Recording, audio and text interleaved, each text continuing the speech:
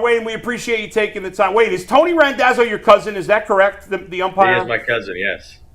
Do you get like insight from him, or is that not appropriate? You don't have to answer that question. He's doing too much over here. No, I think Tony's a very ethical umpire, and a lot of them are. All the guys that I know in that world, they're like doctors with their ethics. So I don't think so. Wayne, I was about to call you Tony. We were just talking before the break. I'm like, the Guardians have to do. We haven't seen the Guardians go all in since that stretch from 16 to 18, basically, right?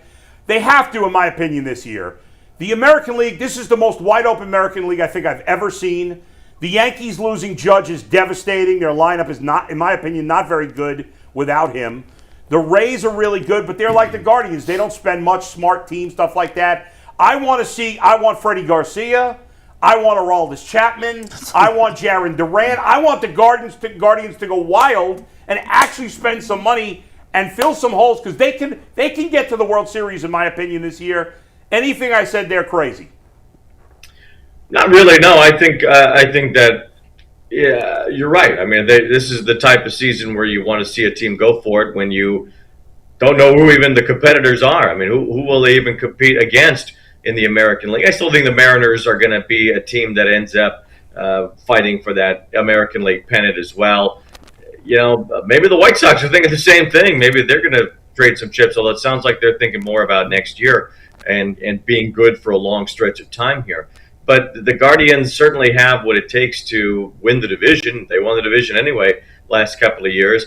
And now you look around the American League and you don't see a whole lot as far as there being that obvious favorite. So You're right. I think the Guardians, if they're going to trade some prospects and get some veterans that can help this group go to the World Series, they should do it. Wayne, when you look at this Cleveland Guardians team, we got 3 young players that the city are pretty excited about. Travis Bazzana, Chase DeLauder, and pitcher Parker Messick. Of those 3 guys, which of those guys is most intriguing to you and why? Well, I love Bazzana. I think that his plate discipline for being a rookie and not even growing up around baseball really is extraordinary. And I think that he's going to hit for more power as he goes along, and he'll drive the ball. He seems to be a good defender at second base. But his plate discipline is just something that seems to be innate within him. I don't know where this comes from. I don't know how he gets to the major leagues and is able to take pitches and find the zone the way that he has. I mean, in some ways, he's unseated Stephen Kwan as the leadoff hitter there, which didn't seem very likely to happen a couple of months ago. I think Bazzana has a tremendous future and a very bright present, as it turns out, as being a first-year player rookie in the sport. And I think what he's done is extremely impressive. Although I like DeLauder too, and he's a big guy, and he should hit a lot of home runs at this level. He certainly did when he first got up at the beginning of the season. And there's a lot to like about Messick too, and I'm excited that he's the one that landed on the Apple game tonight. Kind of a no-nonsense pitcher and a guy who's going to just go out there and work as hard as he can for 5, 6, 7 innings and pull off a win. So once again, the Guardians just replace guys with more good players, and this machine that they have had for the last however many years continues to roll along in a very positive way.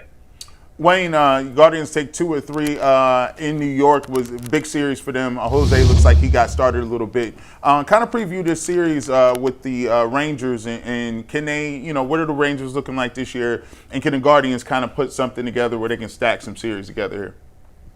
Yeah, weird year for the Rangers so far. I mean, they're close to 500. But they've been missing some of their key players, although both are supposed to be back. Corey Seager and Wyatt Langford, 2 of their better hitters, are supposed to return this weekend, which in theory should be a shot in the arm for the Rangers, although those guys have not hit much this year. And Globe Life Field in and of itself has become one of the hardest ballparks to hit in over the last few seasons. Kind of strangely, because it wasn't like that in the very first few years that the ballpark existed. But since they won the World Series in 2023, the ballpark has totally become a pitcher's park. So their hitters have struggled. They're not scoring runs. Brandon Nimmo, who they got from the Mets in the offseason, has probably been their most consistent hitter. They ride on pitching too, although Rocker is kind of their 5th starter. The likes of DeGrom and Nathan Eovaldi and Mackenzie Gore. It's a very strong starting rotation.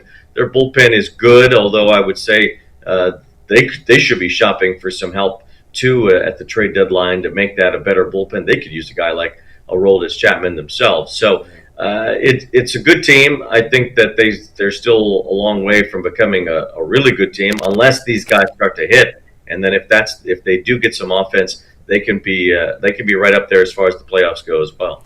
Everybody watch the Guardians and Rangers, first of 3 tonight, 8 p.m. in Arlington, Texas. Wayne will be on the call. It's Apple TV. I love the Apple TV graphics. So excited to watch the game on there tonight. Wayne, thank you for joining us. We'll talk to you again soon.